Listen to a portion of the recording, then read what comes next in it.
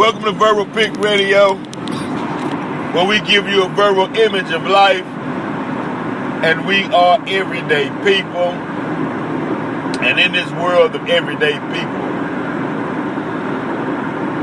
football players in Beaumont, Texas, I believe it was a high school team, you can Google it,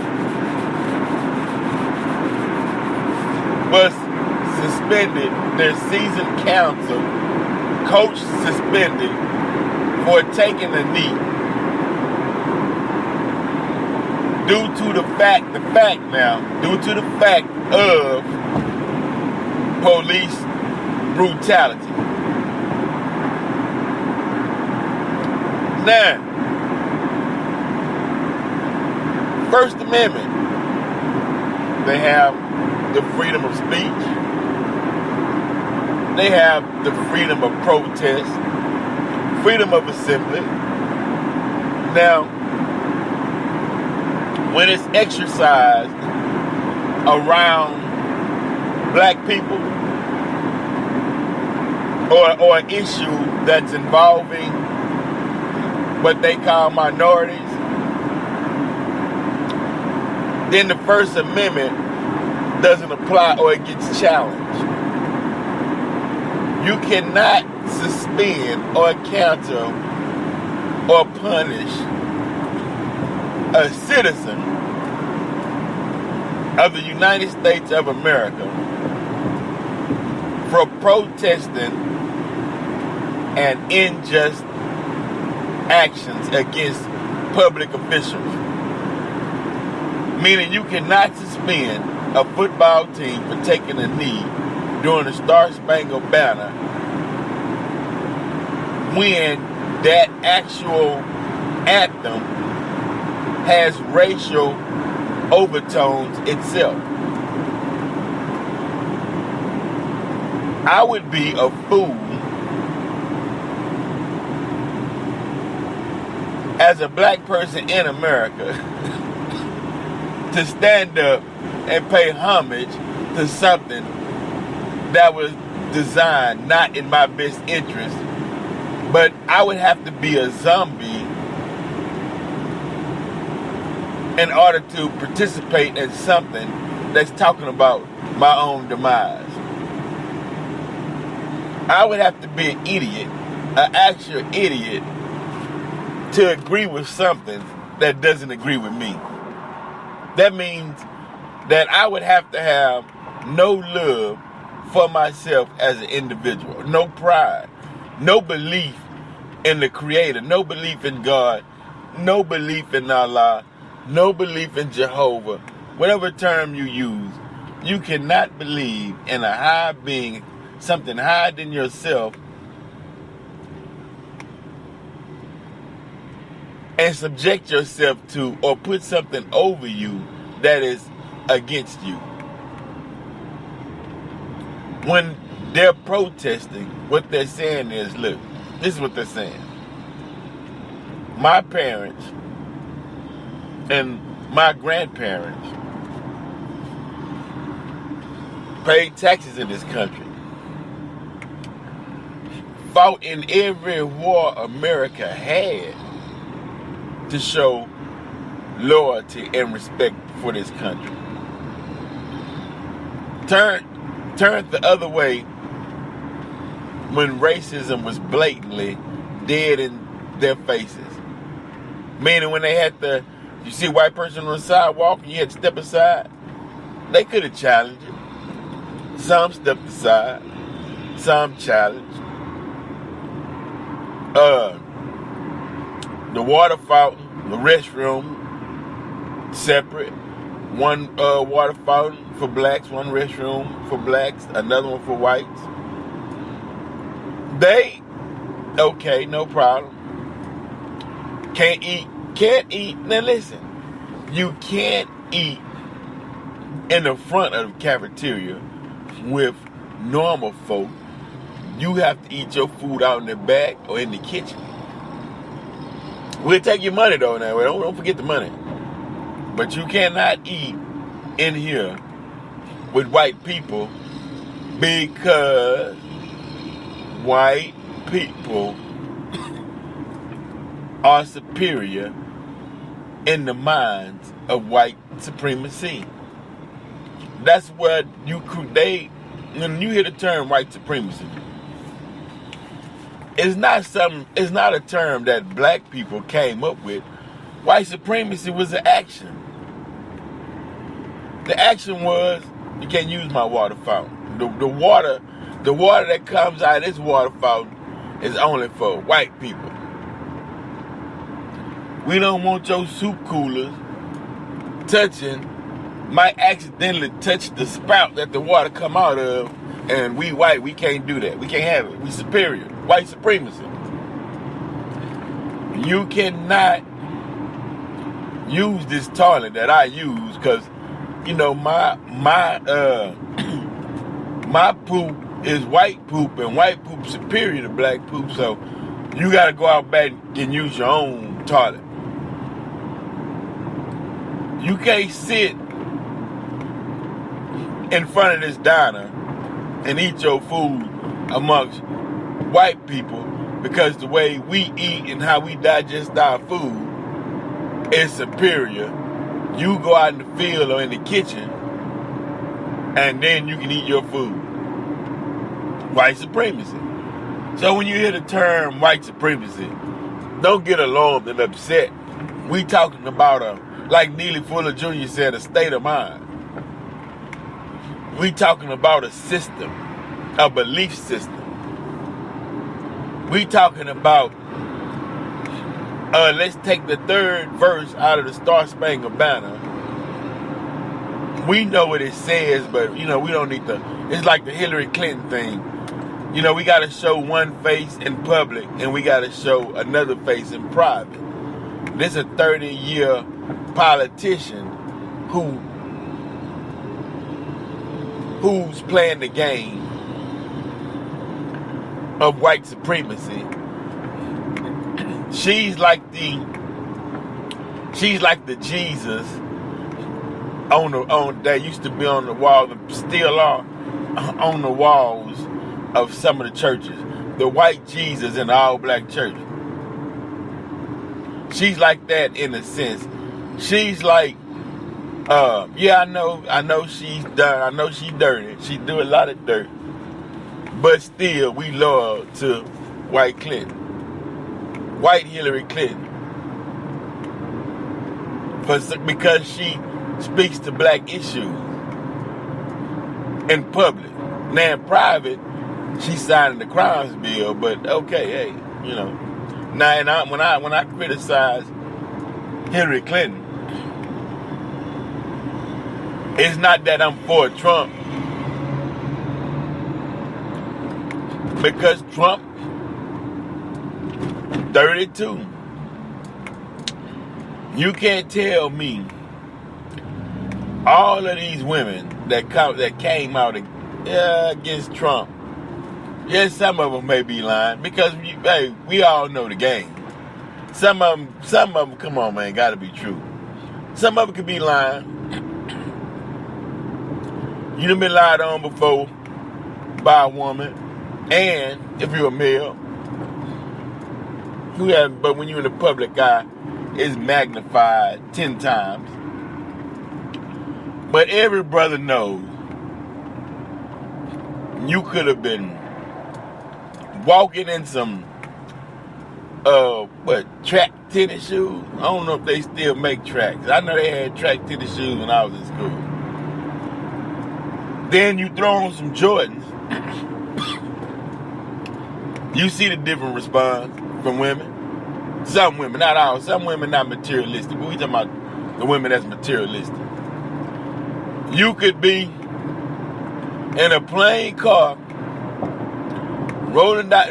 Now check this out. You can be in a plain Oldsmobile, Cadillac, whatever. And you can be riding down the boulevard and you might meet some women, that's fine. Back then you throw some elbows on your load, turn it into a slab, then you hit the boulevard, man, they jumping in your window. You ride down the street, you look over to your right, somebody done dove in your window. You know what I mean? That's what comes with material fame. You know? That where you think the word gold digger comes from. That's part of the game, I guess is what I'm saying. But I do believe all of these women can't be telling the lying on you, Trump. You know, you got caught in an atmosphere of where it goes on at, but you got caught and you had to know that these things will come out if you are running or seeking the office of presidency. They're going to vet and probe. They'll go back as far as they want to. Because they, good TV ratings. People want to know. Inquiring minds wants to know. You dig? But, this thing, wait, man. Now, tonight at the debate, it was reported that Donald Trump will have President Obama's half Kenyan brother. President Obama's half brother from Kenya says that it was reported that he's a Trump supporter and he'll be at the debate when he's going up against Hillary Clinton. I mean, come on. But, hey, like I say, when you get two dirty people that will fight in a room, look, it could be a room with no furniture. Just a room with four walls. You don't even have to have any windows. No furniture, no anything. You put two dirty people, meaning dirty politics and dirty minds, close the door. When you come back 30 minutes later, man, the room will look like a hurricane disaster. Pardon me. And you would say, how did this room get to be totally destroyed? Sheetrock all over the floor. I mean, wallpaper all in the hair. They found a way to cut each other with sheetrock. You put them two in a room together, somebody coming out Maine. You know? So, hey, that's what we're dealing with in this political election. Presidential election. I mean, it is crazy. Now, last thing, and we gotta go, is the DNC trickle-down payment to a group that was paid to, according to the video that was released, was paid to start disturbances at Republican rallies. Supposedly, and it was reported that they would take mentally disturbed people, pay them to create and incite incidents and violence at Trump rallies. Is anybody surprised? Coming out of these two, anybody surprised? It sounds about right. out of these two, if it didn't happen, that's when you should be surprised. But coming from these two, yeah, I mean, everything goes. They throwing the kitchen sink. They throwing they throwing the bath water, trying to drown each other in it. They trying to choke each other with the water stopper. They trying to take off the knobs and jiggling each other's eyes. I mean, they said they throwing out the baby, using the baby hell as a weapon. Hell, they trying to hit each other in the head with the whole tub, the whole bathtub. So this is what we have, but once again, like on the show we did with morality, you would have to lower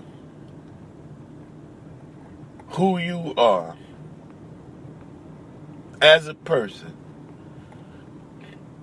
to say, I'll vote for the less. I know it's all evil, but let me vote for evil that's less than the other evil. That's where voting your conscience comes in. It is because you have to decipher, but out of your own life experience, out of your own mind, which one is the lesser of two evils. You would have to check your moral compass. Depends on how dirty you are. Depends on which dirt you gonna vote for. You know? And then you gotta hope you get it right. Because these two are so deceitful. Like Hillary said, I got one face for the public. Got one face for private. So it's a gamble either way. You don't know. You do not know which one of these candidates is the lesser of two evils. One incites violence. The other gropes and possibly sexually assaulted women. One